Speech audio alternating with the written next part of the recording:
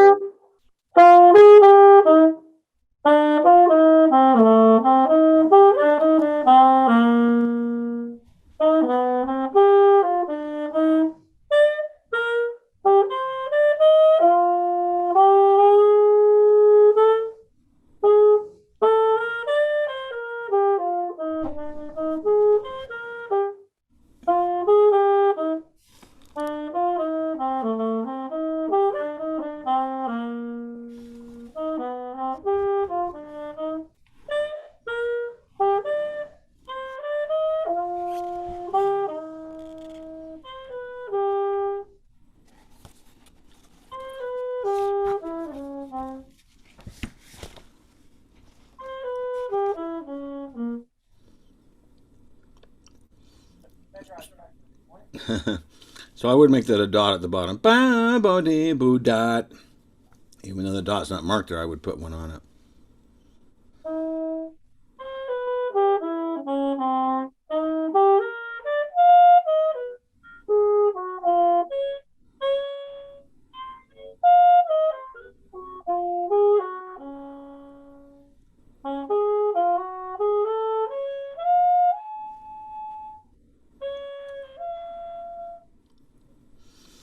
So I'm not sure if you're fingering that F natural correctly, but it's not bad for a French horn player.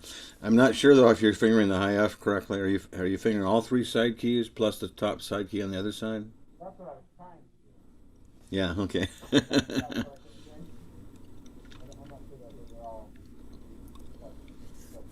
Yeah. Yeah. I've been, when I first started this after last week, I was like, okay, I can go practice my palm keys. I have not been. Yeah. Well, okay, we've got a lot to work with there. It actually is sounding pretty good. I just wish for more solid tonguing. Um, Sometimes we really lighten up the tongue in the name of being legato, but it's not actually really the tongue that determines whether it's legato or not.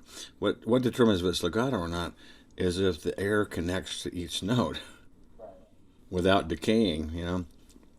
You can actually tongue pretty hard, and we tend to tongue hard and percussively in a lot of this stuff. You can tongue pretty hard without affecting the legato, because the legato is whether you're connecting with your air or not. So I find myself correcting that quite a bit. That okay, I think you're like articulating so light because you're trying to do that in the name of legato, but no, articulate strong. Keep it legato, yes. Okay. So the And air so is I'm moving around. just even like do do dee do dee do dee da do dot. Really, no. I think I was listening, trying to listen here really close, and I think that you actually had all the right ideas on it. I just wanted to hear a little more Right. punch, a little more percussiveness, a little more tongue. Okay. That makes sense. Try it one more time, just at the top, that first phrase or two.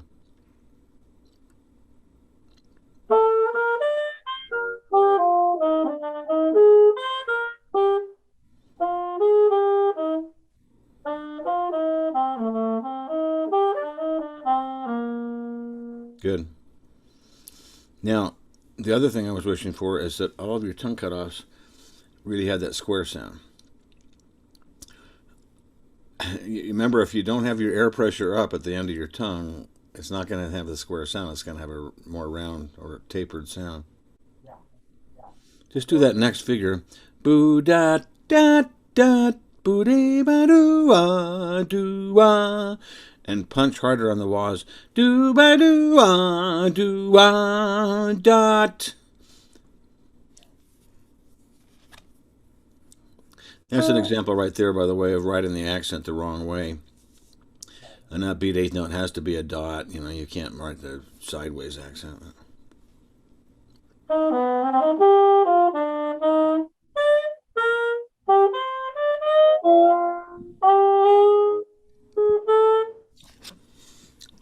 Yeah, it just needs more. This is actually a really good point to make because we're going to talk about horn sections today. If the horn sections all played like you're playing right now, you'd have what I'm thinking of as sort of limp, and then multiplied by 15. It's still limp. It really needs more muscle under it. And when you get the band to play percussively, it really makes a really big difference. Did I say this before? John Fedchock's quote that in jazz we attack the notes louder than we sustain them, and in classical we sustain the note louder than we attack it. So let's say you want to have a note that goes at about 40. Ah. Say classically, I'm going to go ah, ah. But jazz, I'm going to go ah, ah. It's going to have, in other words, I'm going to hit it at 60 and then sustain it at 40. Whereas classically, I'm going to go from 0 to 40 in a nanosecond. Ah. So it doesn't have that percussive punch on the front of the note. In the jazz, you want that percussive punch, and especially in the ensemble. If you can get 15 people punching, man, it sounds so much different. It sounds so much better. And I actually have one of my YouTube videos that I was working with,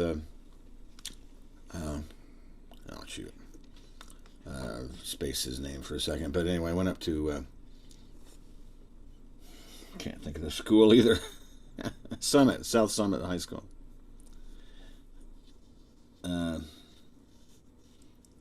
Brad Flinters was teaching up there, and this was a pretty good band. I mean, Brad was a good teacher, and he worked pretty good with them. But the video takes it from the beginning to after I get everybody playing more percussively, and you hear a before and an after. In fact, let me just share where that one is because it really illustrates what we're talking about.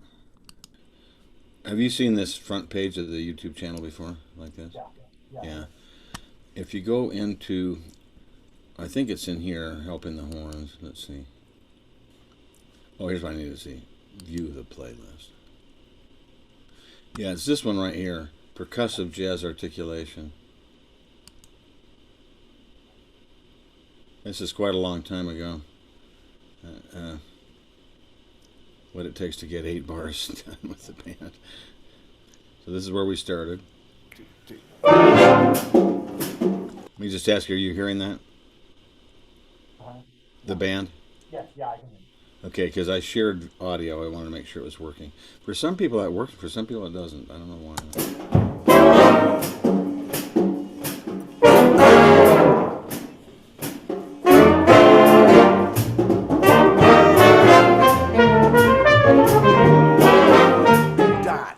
I don't hear do dot enough. I hear, what I'm hearing right here is ha ha or da ha or something, some variation. I don't hear do dot. And see, if I don't hear the syllables, then we're not pronouncing the words correctly. Do da, dot do dot, dot again. Do. If you say that, do dot, dot down. Dot down, dot do dot, dot do dot. Okay, now here's before and after. 1, 2, 3. 1,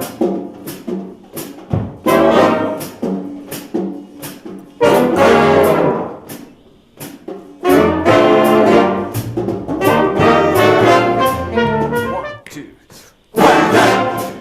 Do dot. Dot down, dot do dot,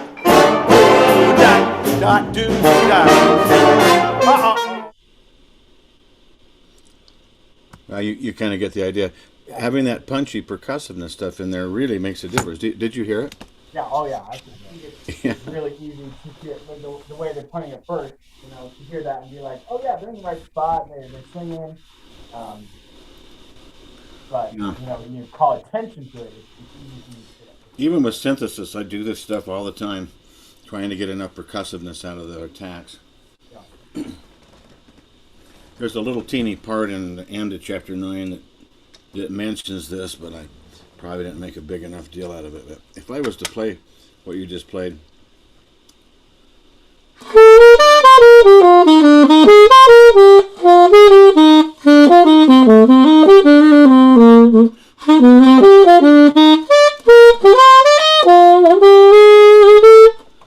okay, is that correct? Yeah, I really actually did everything correctly. But it ain't right. Right. What have I got to do?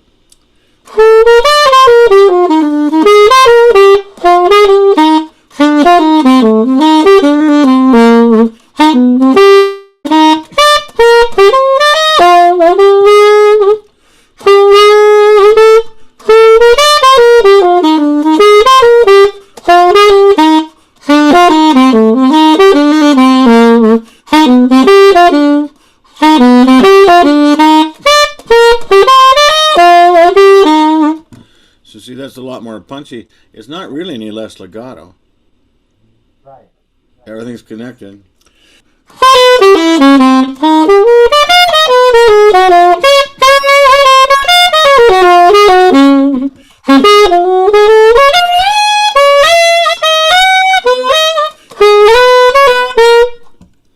But you get the idea. Yeah. Yeah. Is if I'm playing.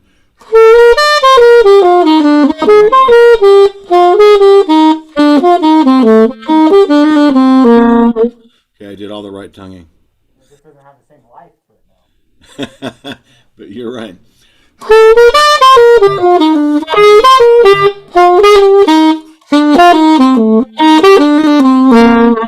There I'm punching the dots and I'm punching the top notes of the contours and giving it more dynamic treatment. Yeah. Yeah. Yeah. Absolutely. Let me go out of this. That's a good video to kind of watch because there's a lot of rehearsal techniques in that video. Okay. It's one of the only ones that I've actually done from the past. Most of the videos in the YouTube channel are things that I did with synthesis and stuff, just to try to make sure I had all the stuff illustrated somewhat. But I've got all these hours and hours and hours of me out in the public schools working with a band like that. Yeah. And that's one of the few that I've actually published that actually is from those where I actually was working with a band, and you can actually see, oh, those techniques, and those techniques work. Yeah. Yeah. Yeah. Cool. I hope to publish more of those. It's just so time intensive to do that kind of editing that I haven't. I got involved with the sax book, and so I just haven't done it yet. But Yeah, that makes sense. So I'm excited to go back and I'll watch the rest of it. did you do just number 2? Yeah. Yeah. Okay. Can you try it one more time from the top and just see if you can give it a little more of that punch and sizzle?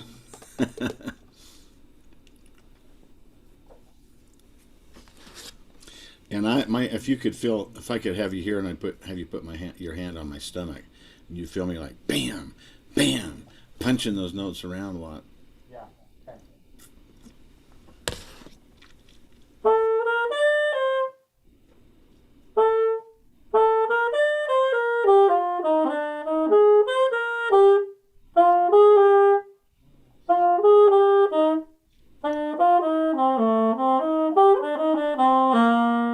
So it still feels all about.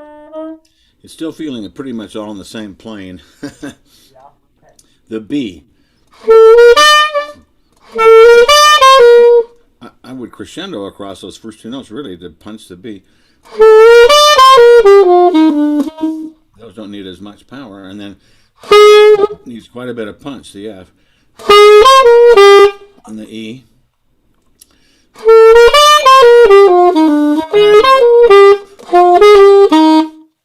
Because you're getting a little more punch in some of those main notes.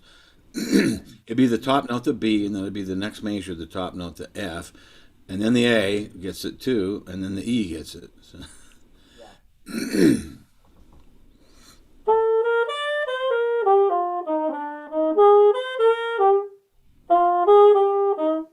So it's better.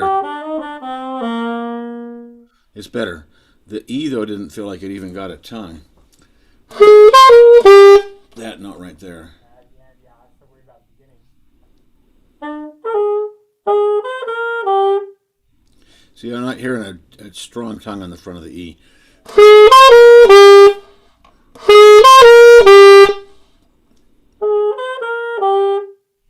If I slurred this, you can tell that it's just as legato as if I slurred it.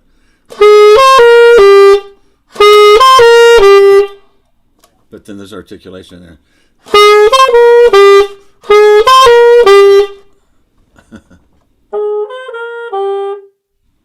Yeah. I don't know if I gave you that 3D image. Did I mention that story? I played a concert in the Diong many years ago now, and this kid came up to me afterwards and he says, "How do you get that 3D effect in your playing?" 3D effect? That's what, kid on drugs or something? I didn't get it. About 4 days later, though, it suddenly hit me. 3D effect. Some notes are in your face and other notes are in the background, and yeah, it has this three-dimensional kind of thing. I thought, that's a very apt description, actually. And I think it compares to, like, the old map. You take it to the glove box and unfold it, and it's got two planes, width and length, but it doesn't have any depth. But your map, that's what we call a topographical map.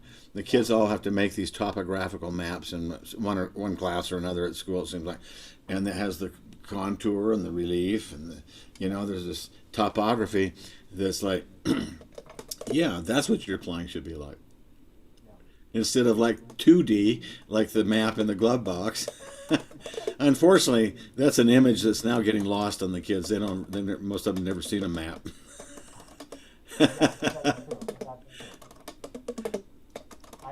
And even on their phone, they can kind of see a 3D type of an image, But it's like a piece of paper. It's flat versus, does it have this contour? And I think that's a good image for what you're trying to get out of your lines and what you try to get the whole band to do. If you get the whole band to punch at those certain places, and you have to define those. I mean, that's something you have to talk about and have them mark it in even and define it. I need punch on that. I need an accent on those notes, Then you get the whole band doing it. And they say, well, how do you get the accent? It isn't actually by tonguing harder. I mean, you got to be tonguing securely, but it's really...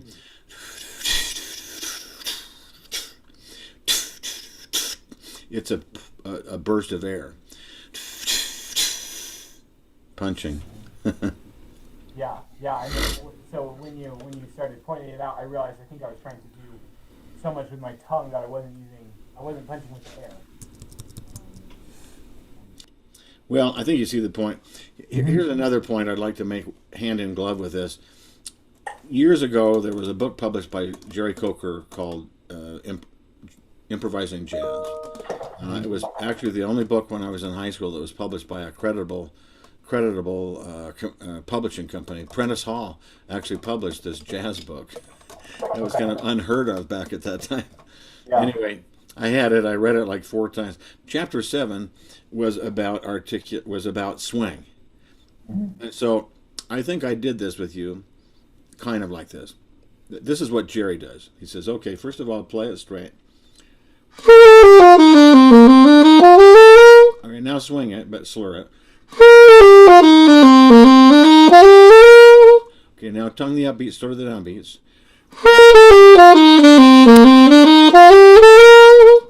Okay, so far so good. I think I gave you that. But then he says, accent over upbeat.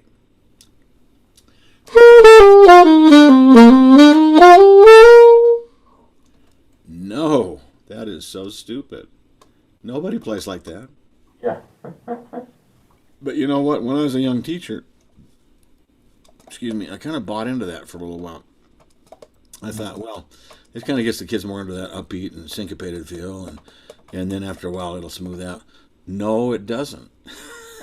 It just gets worse. So I never teach that, because accenting every upbeat will keep the thing from working. And yeah. Sometimes I see bands like...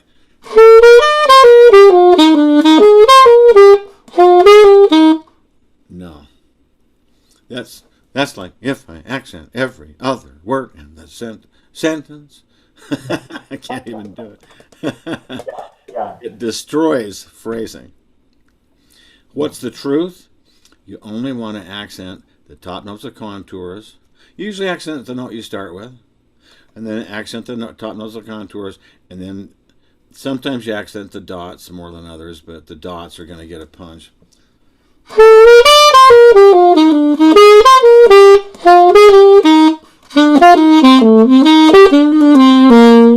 And the wahs are going to get a punch. I'm going to push those wahs.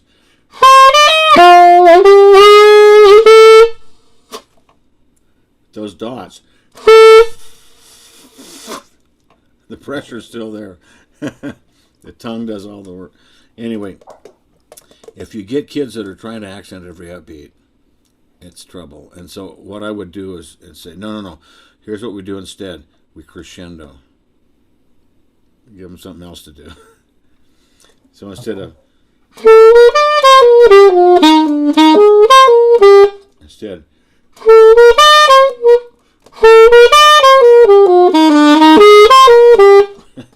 Replace it with a crescendo, probably makes the line work. But it helps to get out of those accents. You don't want accenting in a methodical way. Right. It would be just as bad to accent all the downbeats.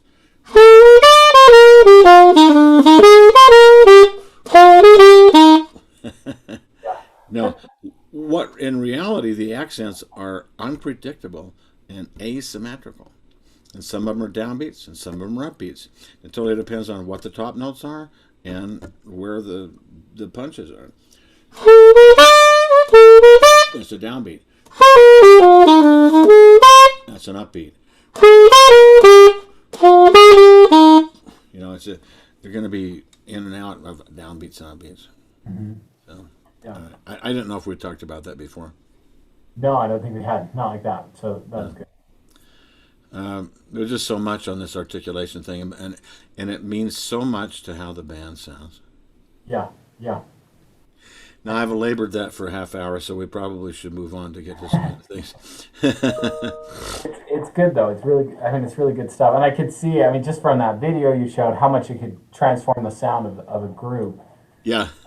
And looking back, I think, oh, why was I so complacent when they played that line? I'm thinking back to this, just the last couple months.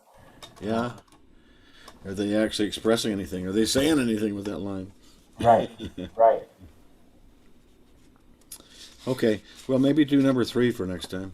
Yeah. Do number 3 for you.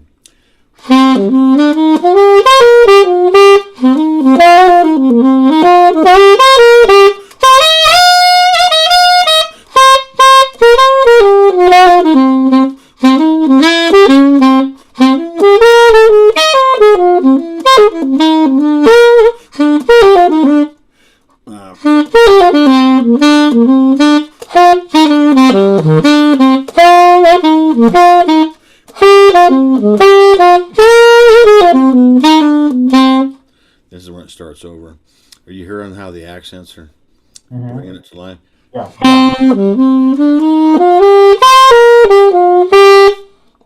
Asymmetrical. And I don't know if we've talked about blue notes. Have we mentioned blue notes? Yeah. We mentioned it last week. Can you hear that E flat's a blue note? Mm-hmm. Yeah. So even though it's in the middle of the triplet, I'm giving a little bit of inflection. And when it comes up on the second line,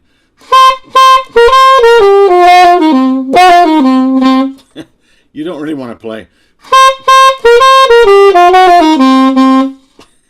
There's no soul there. And I mean, I have the whole band do that. Yeah. Cool. Yeah. Give it a little inflection right there, if it's appropriate. Yeah. And then look at these springboard notes. How long is that C? How long is that D? See, those are two important springboard notes right there.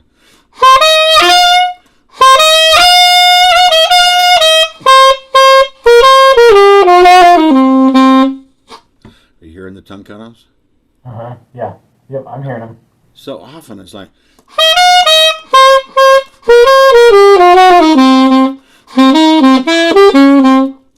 It doesn't really have the tongue cut off, the square sound that it needs. I'm pretty sure I mentioned this already, but that's a really good example of a line that totally depends on those tongue cutoffs to be a line. Right. If I don't do the tongue cutoffs,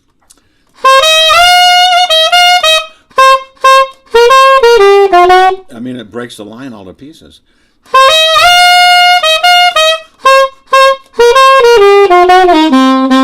But if I do the tongue cutoffs,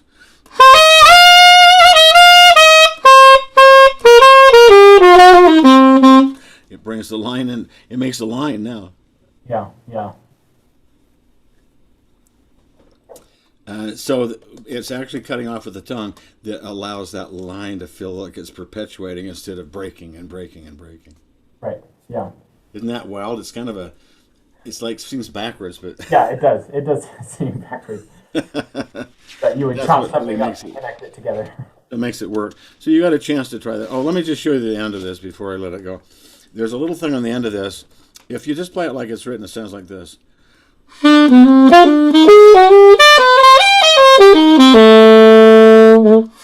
But check this out.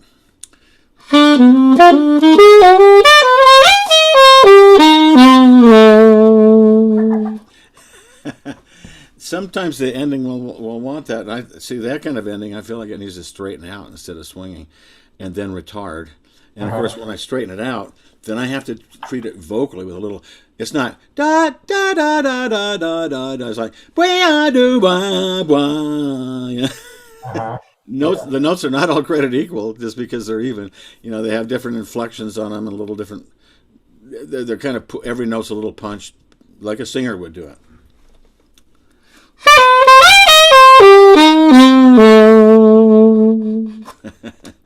Makes a good ending. Yeah, it does. Yeah, it You does. might try that. Want me to try it right now?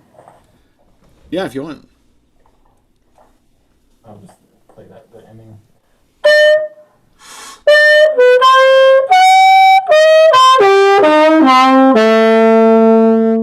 Yeah, that's the idea. Just give a little breath pulse to each note. Yeah, Yeah, I'll work on that. you got the idea. Yeah, I get it. Yeah. Okay. I think it's just good if we keep doing this. So hang on to that number 3 for next time.